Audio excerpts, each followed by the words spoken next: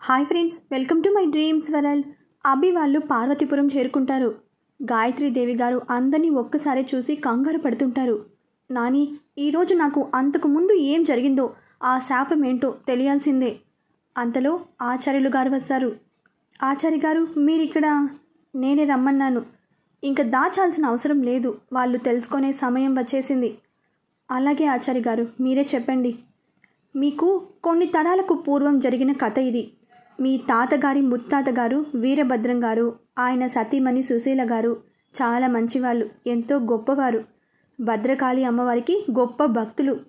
వీరభద్రం గారికి పక్కన వీరవరం జమీందారు రామశేషయ్య గారు మంచి స్నేహితులు. వీరభద్రం గారికి ఒక 2.5 సంవత్సరాల కొడుకు, ఆయన పేరు శివశంకర్. రామశేషయ్య గారికి భార్య జానకి, వాళ్ళకి పిల్లలు లేరు. ఆయనకి ఒక అక్క శాంతమ్మ, ఆమె పేరులో ఉన్న శాంతం ఆమెలో లేదు. ఒకరోజు శేషయ్య వీరభద్రం గారి దగ్గరికి వచ్చి, మేము తీర్థయాత్రలకు వెళ్ళాలనుకుంటున్నామురా. ఇప్పుడు ఎందుకు శేషు? నాకు నీతో పాటు పెళ్ళైనా సంతానం లేదు కదా. అక్క ఒకటే పోరు పెడుతూ ఉంది, అందుకే వెళ్తున్నాం. రావటానికి కొంత సమయం పట్టొచ్చు. అప్పుడప్పుడు మా జమీను వైపు వెళ్ళి అక్కని చూస్తూ ఉండు. నువ్వంతగా చెప్పాలటోయ్, తప్పకుండా వెళ్ళొస్తాను. సరే మరి, నాకు వేలవుతుంది, వెళ్ళొస్తాను. శుభం. రామశేషయ్య జానకి దంపతులు తీర్థయాత్రలు చేస్తూ ఒరిస్సాలో భువనేశ్వరి మాత ఆలయానికి వస్తారు. అక్కడ కోనేట్లో స్నానం చేసి బయటకు వచ్చేసరికి ఎవరిదో చిన్న పాప, రోజులు గడవని పాప ఏడుస్తూ కనిపిస్తుంది. ఇద్దరు పాపని తీసుకుని అక్కడ అందరినీ అడుగుతారు. ఎవరు తెలియదని చెప్తారు. ఏమండి, ఈ పాపని మనమే తీసుకెళ్ళి పెంచుకుందాం. బిడ్డలు లేని మనకి ఆ అమ్మవారు కరుణించి ప్రసాదించిన వరం అండి. మనమే తీసుకెళ్దాం. తప్పకుండా జానకి, కానీ నువ్వు నాకు ఒక మాట ఇస్తేనే. రేపు మనకి బిడ్డలు పుట్టినా సరే ఈ పాపని నువ్వు జాగ్రత్తగా ప్రేమతో చూసుకుంటానని మాట ఇవ్వు. అలాగేనండి, నాకు పిల్లలు పుట్టినా సరే ఈ పాపని నా ప్రాణంగా పెంచుతాను. అమ్మవారి పాదాల మీద ఆన. సరే, మనం ఇంటికి బయలుదేరి వెళ్దాం. రామశేషయ్య దంపతులు ఇంటికి రాగానే జరిగిన సంగతులు వాళ్ళ అక్కకి వివరించి బారసాల ఏర్పాటు చేయాలనుకుంటూ చెబుతాడు. ఆమెకి అంత ఇష్టం లేదు, అలాగని అయిష్టత లేదు, అందుకే ఒప్పుకుంటుంది. బారసాలకి ఘనంగా ఏర్పాట్లు చేస్తారు. అందరినీ ఆహ్వానిస్తారు. తన స్నేహితుడైన వీరభద్రాన్ని, అతని కుటుంబాన్ని స్వయంగా వెళ్ళి ఆహ్వానిస్తాడు శేషయ్య. బారసాలకి అందరితో పాటు వీరభద్రం కూడా కుటుంబంతో సహా వస్తాడు. పంతులు గారు పాప మొహం చూసి, ఆహా, ఎంతటి తేజస్సు! ఈ బిడ్డ సామాన్యురాలు కాదు, కారణ జన్మురాలు. మీ అదృష్టం మీ ఇంట కాలు పెట్టింది, అంతా ఆ మాత కృప. మీ మాటలు వింటుంటే నాకు చాలా సంతోషంగా ఉంది పంతులు గారు. మా అమ్మాయికి మీరే మంచి పేరు సెలవివ్వండి. ఆ భువనేశ్వరి మాత ఆలయంలో దొరికింది, అంతా ఆ మాత అనుగ్రహం. ఆమె పేరు భువనేశ్వరి అనే పెడదాం. అలాగే పంతులు గారు. అంగరంగ వైభవంగా కార్యక్రమం జరిపిస్తారు. రామశేషయ్య దంపతులకి పాపతోనే లోకమైపోయింది. తన ప్రతి కదలికని చూస్తూ మురిసిపోతున్నారు. వీరభద్రం దంపతులకు ఒక ఆడపిల్ల పుడుతుంది. తనకి చంద్రకళ అని పేరు పెడతారు. పాప వచ్చిన వేళ విశేషం శేషయ్య గారికి ఇంకా బాగా కలిసి వస్తుంది. జానకమ్మ గారి కడుపు పండి ఒక ఆడపిల్ల పుట్టింది. తనకి అన్ని వేడుకలు ఘనంగా చేసి తనకి నీలాంబరి అని నామకరణం చేశారు. పిల్లలు పెరిగి పెద్దవుతున్నారు. శాంతమ్మ గారు పిల్లల విషయంలో తేడా చూపిస్తూ ఎప్పుడూ నీలాంబరిని వెనకేసుకొస్తూ భువనేశ్వరి మీద ఆ అక్కస్ అంతా వెళ్ళకక్కుతూ ఉండేది. భువనేశ్వరి విద్య, వినయం, కళలు, భక్తి ఇలా ఒక్కటేమిటి అన్నింటిలోనూ ప్రతిభ కలిగి ఉంటుంది. ఇంటికి వచ్చిన వాళ్ళకి అతిథి మర్యాదలు చేయటం, ఇంట్లో తల్లికి చేదోడు వాదోడుగా, తండ్రికి తల్లో నాలుకల పని చక్కబెడుతూ ఉండేది. నీలాంబరి ఏ పని సరిగా చేయకుండా మితిమీరిన గర్వంతో ప్రవర్తిస్తుంది. ఒకరోజు మంచి ముత్యాల హారం ఒకటి తీసుకొస్తారు శేషయ్య గారు. అమ్మ భువనేశ్వరి, వస్తున్న నాన్నగారు. తన మెడలో హారం వేసి చూసి, ఇది నీకు చాలా బాగా నప్పిందమ్మా. అది చూసిన నీలాంబరి, నాన్న, నాకు తేకుండా అక్కకి తెచ్చారు. నీకు కూడా చేయమని చెప్పానమ్మా. ముందు ఒకటి తెచ్చాడు కంసాలి, 2 రోజుల్లో నీకు కూడా వస్తుంది. మరి ముందు అక్కకిచ్చారు, ఏదైనా ముందు నేనే వేసుకోవాలి. సరే నీలాంబరి, ఇదిగో నువ్వే తీసుకో. నీ ముష్టి నాకేం అవసరం లేదు. నీలా, అక్కతో అలాగేనా మాట్లాడేది? విసురుగా, ఓ అమ్మా, మీకు అక్క అంటేనే ఇష్టం, నేనంటే కాదు అని లోపలికి వెళ్ళిపోతుంది. శాంతమ్మ మాటలతో ఇంకా అసూయ పెంచుకుంటూ ఉంటుంది నీలాంబరి. అమ్మా, అమ్మా, అబ్బా, ఎందుకే అలా చెవి కోసిన మేకలా అరుస్తున్నావు? అన్నయ్య పట్నం నుండి వస్తున్నాడని కబురు వచ్చింది. అవునా? ఎంత చల్లని మాట చెప్పావే. వాడిని చూసి ఎన్ని రోజులవుతుందో అని గబగబా వంటగదిలోకి వెళ్తుంది. శంకర్కి ఇష్టమైనవి వండటానికి. శంకర్ చాలా చురుకైనవాడు. అందంగా, చూడగానే అమ్మాయిల కలల రాకుమారుడు ఇతడేనేమో అనేలా ఉంటాడు. వస్తూ దారిలో వీరవరం జమీందారు శేషయ్య గారిని కలిసి రమ్మని చెప్పడంతో వీరవరం వెళ్తాడు. అక్కడ కోనేట్లో స్నానం చేసి తడి బట్టలతో బిందె నడుం మీద పట్టుకుని ఒక అమ్మాయి కనబడుతుంది. ఆ అమ్మాయి అందాన్ని చూసి ముగ్ధుడైపోతాడు. అలాగే నిలబడిపోతాడు. తేరుకుని చూసేసరికి ఆ అమ్మాయి వెళ్ళిపోతుంది. శేషయ్య గారి ఇంటికి వెళ్తాడు. రా బాబు శంకర్, కూర్చో. నమస్కారం మావయ్య, ఎలా ఉన్నావు బాబు? బాగున్నాను. అమ్మా నీలాంబరి, వీరభద్రం మావయ్య వాళ్ళ అబ్బాయి వచ్చాడు, కొంచెం మజ్జిగ తీసుకురా. నీలాంబరి తీసుకొచ్చి ఇస్తుంది. శంకర్ ఒక మారు తల ఎత్తి చూసి తీసుకుంటాడు. నీలాంబరి శంకర్ని చూసి ఇష్టపడుతుంది. కొంచెంసేపు మాట్లాడి, మావయ్య అమ్మవారి జాతరకి మిమ్మల్ని అందరినీ రమ్మని చెప్పమన్నారు నాన్నగారు. అలాగే బాబు, తప్పకుండా వస్తాం. సరే, నేను వెళ్ళొస్తాను. సరే బాబు. శంకర్ ఇంటికి రాగానే సుశీల బయటే ఉంచి దిష్టి తీసి హారతిచ్చి లోపలికి తీసుకెళ్తుంది. రా నాయనా, భోజనం పెడతాను. ఎప్పుడు తిన్నావో? అలాగే అమ్మా. శంకర్ అన్యమనస్కంగా భోజనం చేయడం చూసిన చంద్రకళ, ఎవరన్నయ్యా ఆ అమ్మాయి? ఏమో, పేరు తెలియదు. పేరు కూడా తెలియదా? అదేంటి? తేరుకున్న శంకర్ ఏం మాట్లాడుతున్నాడో అర్థమై, ఏ అమ్మాయి, ఏం మాట్లాడుతున్నావు అని విసుక్కుంటూ వెళ్ళిపోతాడు. పో అన్నయ్య, ఏదో ఒకరోజు తెలిసే తీరుతుంది. శంకర్ తన మిత్రులైన రాజు, శేఖరం, భద్రలని కలవడానికి వెళ్తాడు. అందరూ ఏటి గట్టు మీద కూర్చుని కబుర్లు చెప్పుకుంటూ ఉంటారు. శంకర్కి వాళ్ళ మాటలేవి చెవుల్లో పడట్లేదు. ఎటో చూస్తున్నాడు. రే శంకర్, ఏమైందిరా? మేమంతా మాట్లాడుతుంటే నువ్వు ఎటో చూస్తున్నావు. అసలేంటి కథ? ఏం లేదురా. లేదనడంలోనే తెలుస్తోంది ఏదో ఉందని. అదేం లేదురా బాబు, నన్ను వదిలేయండి. అలా ఎలా వదిలేస్తాం? వయసులో ఉన్నవాడివి, అందున అందగాడివి. ఏ అమ్మడో నీ మదిని కదిలించినట్టుంది.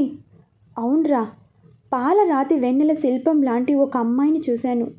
ఆల్చిప్పల్లాంటి పెద్ద కళ్ళు, కోటేరు ముక్కు, దానిమ్మ గింజల్లాంటి పళ్ళు వరస, చంద్రబింబం లాంటి మొహం, సుకుమారమైన దేహం. నా జీవితంలో అంత అందాన్ని చూడలేదు.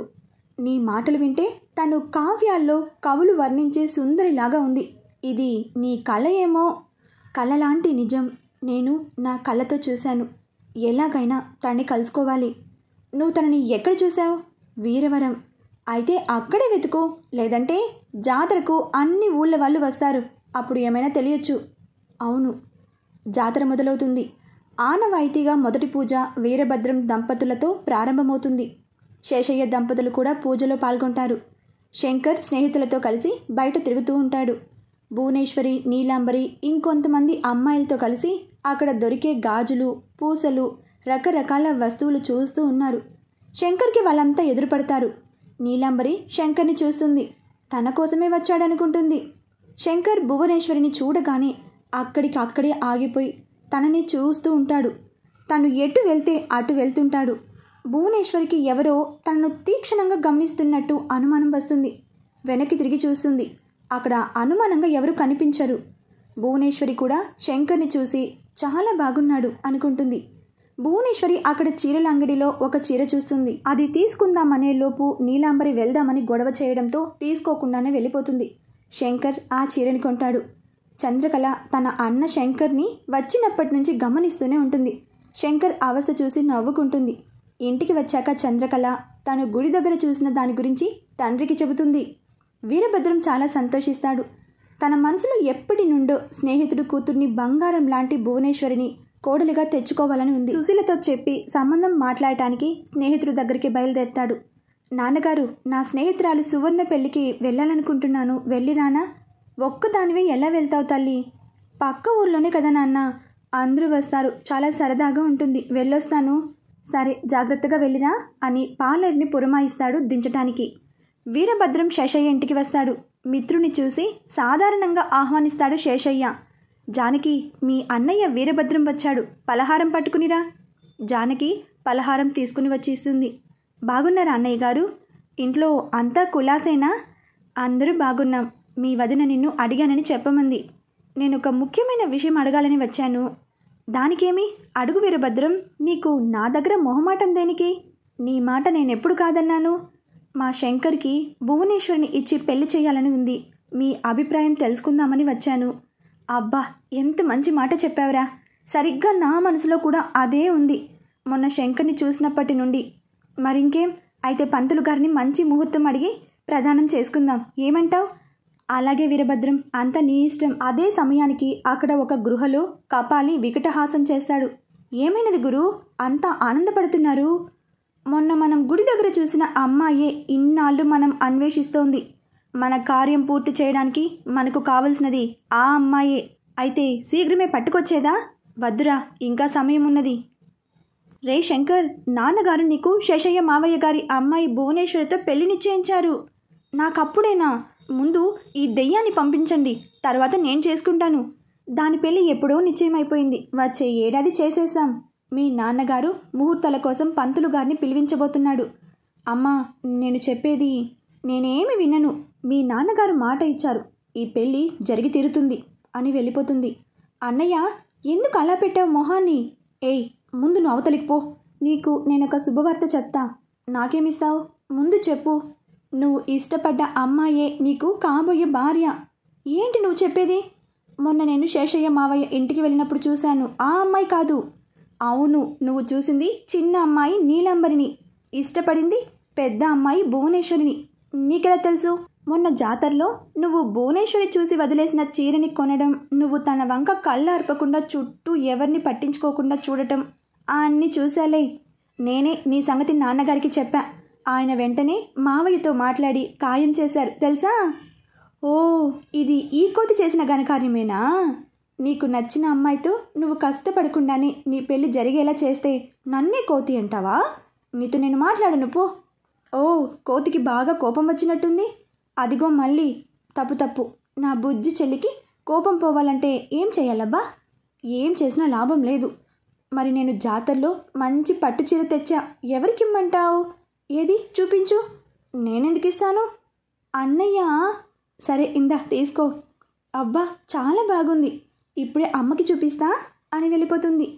శంకర్ భువనేశ్వరికి తీసుకున్న చీర చేతిలోకి తీసుకుని చూస్తూ, నీ పేరు భువనేశ్వరా?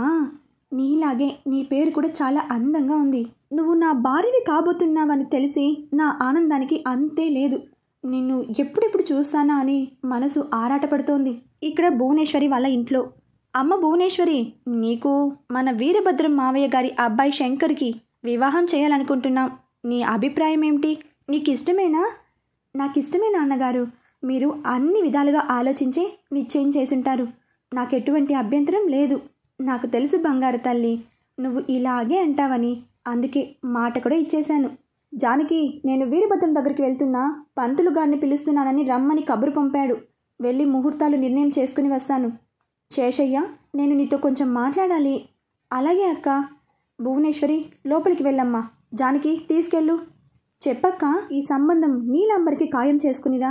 అక్క, మతి ఉండే మాట్లాడుతున్నావా? మతి ఉంది కాబట్టే మాట్లాడుతున్నాను. ఎవరికి పుట్టిందో కూడా తెలియదు, దాన్ని జమీందారు కోడల్ని చేస్తావా? అక్క, నీకు చాలాసార్లు చెప్పాను భువనేశ్వరి విషయంలో కల్పించుకోవద్దని.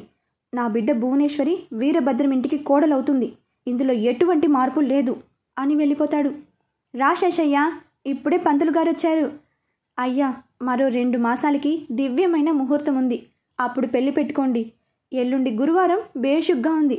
పసుపు కుంకం పెట్టుకుని ప్రదానం చేసుకుని రండి. అలాగే పంతులు గారు. జానకి, ఎల్లుండే అమ్మాయికి ప్రదానం. అందరూ వస్తారు. ఏర్పాట్లు ఘనంగా చెయ్యాలి. ఎక్కడా మర్యాదలకి లోటు రాకూడదు. అలాగేనండి. ఏంటమ్మా, నన్ను ఇంత తొందరగా పిలిపించారు? అక్కకి ఎల్లుండి ప్రదానం, అందుకే పిలిపించాం. అవునా? ఆ అబ్బాయి ఎవరు? అవన్నీ తర్వాత, ముందు రా, చాలా పనులున్నాయి. సరే. సుశీల, అందరూ తయారేనా? సమయం మించిపోతుంది, బయలుదేరండి. అయిపోయింది, వస్తున్నామండి. అమ్మాయికి పెట్టాల్సిన బట్టలు నగలు పెట్టుకున్నారా? అన్నీ సిద్ధం చేశాను. ముందు పదండి. రండి. రా చెల్లెమ్మా. సత్యమ్మ, వచ్చిన వాళ్ళందరికీ పలహారం ఏర్పాట్లు చూడండి. జాగ్రత్త, మన మర్యాదల్లో లోపం జరగకూడదు. అలాగే అయ్యగారు. అయ్యా, అమ్మాయిని పిలిపించండి, సమయం దగ్గరకొచ్చింది. అలాగే పంతులు గారు. జానకి అమ్మాయిని తీసుకురండి. భువనేశ్వరి పట్టు బట్టల్లో నగలు అలంకరించుకుని వస్తుంటే అందరూ ఆమె అందానికి నోరెళ్ళబెట్టి చూశారు. సుశీల వచ్చి భువనేశ్వరి చెయ్యి పట్టుకుని, మా కోడలు ఎంత అందంగా ఉందో, నా దిష్టి తగిలేలా ఉంది అని తీసుకొచ్చి కూర్చోబెడుతుంది. శంకర్ రెప్ప వేయడం కూడా మర్చిపోయి చూస్తూ ఉండిపోయాడు. అతని ఆనందానికి హద్దు లేకుండా ఉంది. పెళ్లి కొడుకు స్థానంలో శంకర్ని చూసిన నీలాంబరి స్థానువైపోతుంది.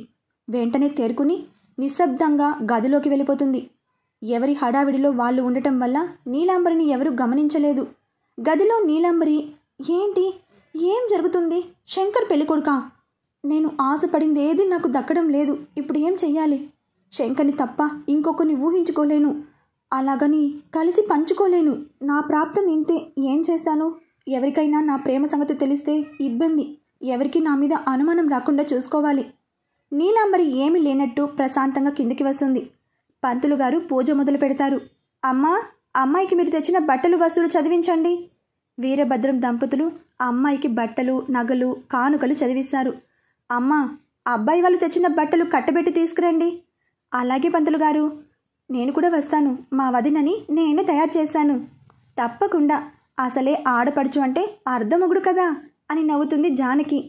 భువనేశ్వరి చీర చూసి ఆశ్చర్యపోతుంది. ఏంటి వదినా, ఆశ్చర్యపోతున్నావా? ఇది మొన్న నువ్వు జాతరలో తీసుకోవాలని చూసిన చీరే. మా అన్నయ్య నీకోసం కొని తెచ్చాడు. అంటే మీ అన్నయ్య నన్ను ముందే చూశారా? చూశాడు. చూసి మనసు పారేసుకున్నాడు. ఇంతకీ మీకు మా అన్నయ్య నచ్చాడా? నేను చూడలేదు. ఏంటి, చూడలేదా? ఎందుకు? అందరి ముందు నేను తలెత్తి చూడలేకపోయాను. తెలియని బిడియం. ఇప్పుడైనా రేపు పెళ్ళయ్యాక కూడా చూడవా చంద్రకళ? సరే అయితే మీరిద్దరూ ఏకాంతంగా కలిసి ఏర్పాటు చేశాను. వద్దు, నా వల్ల కాదు. ఇలా అయితే మా అన్నయ్య పాపం ఏమైపోతాడు. అయ్యిందా అలంకరణ? అయిపోయిందమ్మా, నేను వెళ్తున్నా, నువ్వు త్వరగా రావదినా. భువనేశ్వరి శంకర్ తెచ్చిన చీర, అత్తగారింటి వాళ్ళు తెచ్చిన నగలు పెట్టుకుని వస్తుంది. శంకర్ తను తెచ్చిన చీరలో భువనేశ్వరిని చూపు మరల్చకుండా చూస్తూ ఉంటాడు. అక్కడ తతంగం పూర్తి చేసుకుని అంతా బయలుదేరుతారు. భువనేశ్వరి తలపులతో శంకర్ వేగిపోతున్నాడు. ఏం చేస్తున్నా భువనేశ్వరినే గుర్తుకొచ్చేది. దానితో ఏ పని మీద శ్రద్ధ పెట్టలేకపోతున్నాడు. అన్నయ్య, నన్ను వీరవరంలో గుడికి తీసుకెళ్ళవా? మన ఊళ్ళో గుడి ఉంది కదా, అంత దూరం ఇప్పుడెందుకు? లేదన్నయ్యా, నేను వెళ్ళాల్సిందే. తీసుకెళ్తావా లేదా? సరే పద, తీసుకెళ్తా. ఇద్దరూ గుడికి బయలుదేరుతారు. అమ్మా, నేను గుడికి వెళ్ళొస్తాను. అలాగేనమ్మా. అక్క, నేను కూడా వస్తాను. సరే రా నీలాంబరి. భువనేశ్వరి, నీలాంబరి గుడి దగ్గరికి వస్తారు. శంకర్, చంద్రకళ కనిపిస్తారు. భువనేశ్వరి నీళ్లు తేవడానికి కోనేటి దగ్గరికి వెళ్తుంది. వెనకే శంకర్ వెళ్తాడు. నీలాంబరి వెళ్ళబోతే చంద్రకళ, రా మనం కాసేపు కబుర్లు చెప్పుకుందాం అని ఆపేస్తుంది. నీలాంబరి మనసులో రగిలిపోతుంది. భువనా అని పిలుస్తాడు శంకర్. భువనేశ్వరి మౌనంగా తల దించుకుని సిగ్గుపడుతూ నుంచుంటుంది. ఒక్కసారి తల పైకెత్తి నన్ను చూడు భువనా అని తల అడ్డంగా ఊపుతుంది. నీకు కాబోయే భర్తని నా దగ్గర ఇంత సిగ్గుపడితే ఎలా? ఒకసారి చూడు. నెమ్మదిగా తల పైకెత్తి శంకర్ కళ్ళలోకి చూస్తుంది. అప్పుడు శంకర్ భువనేశ్వరి చెయ్యి పట్టుకుని, నిన్ను చూశాక అడుగులు పడట్లేదు, చూపులు మరలట్లేదు, సమయం కదలట్లేదు, హృదయం ఆగేటట్టు లేదు, ప్రాణం నిలవట్లేదు, మనసు అసలు నా మాట వినట్లేదు. నన్నెందుకు ఎంత ఇబ్బంది పెడుతున్నావు భువన? నేనా? ఏం చేశానండి? ఇంకా ఏం చెయ్యాలి? నిన్ను చూసిన క్షణం నుండి నిద్ర లేదు, అన్నం సహించట్లేదు. అనుక్షణం నీ తలపులే తెలుసా? అది నా తప్పు కాదు, మీ మనసుది అని నవ్వుతుంది. హా భువనా, నువ్వు అలా నవ్వుతుంటే గుండె జల్లుమంటుంది. చాలండి, మాటలు బాగా చెబుతున్నారు. ఇదంతా నిజం భువనా. ఇంతకీ నేను నీకు నచ్చానా? మీకు తెలియలేదా? అయినా నీ నోటితో ఒకసారి విందామని చెప్పవా? నా వల్ల కాదు, నేను చెప్పలేను. మీకు అర్థమైంది కదా, ఇంక నేను వెళ్తాను. అప్పుడేనా? ఇంకాసేపు ఉండు. జీవితాంతం మీతోనే ఉంటాను. దానికి ఇంకా సమయం ఉంది. ఇప్పుడు కొంచెం సేపు నా పక్కన కూర్చో. లేదు, ఇప్పటికే చాలా ఆలస్యమైంది. అక్కడ పెళ్లి కావాల్సిన పిల్లలు ఇద్దరు ఉన్నారు, పదండి. శంకర్ స్నేహితుడు కనిపిస్తే మాట్లాడుతూ ఉంటాడు. అమ్మ భువనేశ్వరి, ఇంకో 2 బిందెలు నీళ్లు కావాలమ్మా. అలాగే పూజారి గారు. రావదినా, నేను కూడా ఒక బిందె తెస్తాను. వద్దు, మా అక్కకి ఆడపడుచువి, నీ చేత తెప్పిస్తామా? నేను మా అక్క వెళ్ళొస్తాంలే. ఇద్దరు కోనేట్లో నీళ్లు ముంచుకుంటారు. నీలాంబరి బిందె చంక నెట్టుకుని కాలు జారి పడబోతూ అటు ఇటు ఊగుతూ పడిపోకుండా భువనేశ్వరిని పట్టుకోబోయి తోసేస్తుంది. భువనేశ్వరి నీళ్ళల్లో పడిపోతుంది. లోతుగా ఉండటం వల్ల మునిగిపోతూ రక్షించమని అరుస్తుంది. నీలాంబరి కూడా ఎవరైనా ఉన్నారా అంటూ కంగారుగా పిలుస్తూ ఉంటుంది. శంకర్ ఆ అరుపులు విని కోనేట్లో దూకి భువనేశ్వరిని కాపాడుతాడు. నీలాంబరి అక్క అక్క కళ్ళు తెరువు అంటూ ఏడుస్తుంది. అందరూ భువనేశ్వరి గురించి కంగారు పడతారు. శంకర్ మనసు విలువిలలాడుతోంది. భువనేశ్వరి కాసేపటికి కళ్ళు తెరవటంతో ఊపిరి పీల్చుకుంటారు. ఇంటికి రాగానే జరిగింది తెలిసి శేషయ్య దంపతులు పిల్లకి ఇలా జరిగిందని బాధపడతారు. నీలాంబరి వాళ్ళ నాన్న దగ్గరికి వెళ్ళి పెళ్లి పెట్టుకుంటే అక్కకి ఇలా జరిగిందంటే జాతకాలు ఏమైనా కలవలేదేమో, ఒకసారి ఆలోచించండి అని చెప్తుంది. శేషయ్య నీలాంబరి మాటలతో ఆలోచనలో పడతాడు. భువనేశ్వరి గురించి భయపడతాడు. చంద్రకళ రాగానే గుడి దగ్గర జరిగిందంతా సుశీలకి వీరభద్రానికి చెబుతుంది. వీరభద్రం వెంటనే పూజారి గారి దగ్గరికి వెళ్ళి జరిగింది చెప్పి ఏం చెయ్యాలని అడుగుతారు. మీరు ఏం భయపడక్కర్లేదు, ఇద్దరి జాతకాలు బాగున్నాయి, అందుకే అమ్మాయికి ఏం కాలేదు. అమ్మాయి అబ్బాయి చేత ఇక్కడ గుళ్ళో నవగ్రహ శాంతి పూజ హోమం చేయిద్దాం, ఎటువంటి దోషాలైనా పోతాయి. వెంటనే ఏర్పాట్లు చేయించండి పూజారి గారు. అలాగే శనివారం చేయిద్దాం. సరేనండి. వీరభద్రం శేషయ్య దగ్గరికి వెళ్తాడు. రా వీరభద్రం, రా కూర్చో. అమ్మాయి ఎలా ఉంది శేషయ్య? బాగానే ఉంది. నేను పూజారి గారి దగ్గరికి వెళ్ళొస్తున్నాను శేషయ్య. జరిగింది ఆయనకి చెప్పాను. మరేం పర్లేదు, అంతా బాగానే ఉంది. గుళ్ళో నవగ్రహ శాంతి హోమం ఇద్దరి చేత చేయిద్దాం, అంతా సవ్యంగా జరుగుతుంది అని చెప్పారు. వీరభద్రం చేతులు పట్టుకుని నా మనసులో బాధ నీ మాటలతో పోయింది. నా చిట్టి తల్లికి ఏమవుతుందో అని కంగారుగా ఉంది ఇప్పటిదాకా. ఇంకా లేదు. ఏ రోజు ప్రదానం జరిగిందో ఆ రోజు నుంచి తను మా ఇంటి కోడలు. నువ్వు భువనేశ్వరి గురించి బాధపడొద్దు. నేను తనని నా కన్న బిడ్డలా చూసుకుంటాను. తెలుసురా నువ్వు చూసుకుంటావని. కానీ తండ్రి మనసు కదా, కొంచెం కంగారు అంతే. సరే, రేపు శనివారం పూజ ఏర్పాట్లు చేస్తున్నాం, మీరంతా వచ్చేయండి. అలాగే. ఈ పెళ్ళికి ఇంకెన్ని ఆటంకాలు వస్తాయో, ఏం జరుగుతుందో తర్వాతి అప్డేట్లో తెలుసుకుందాం. బాయ్ ఫ్రెండ్స్, మరొక భాగంతో కలుసుకుందాం.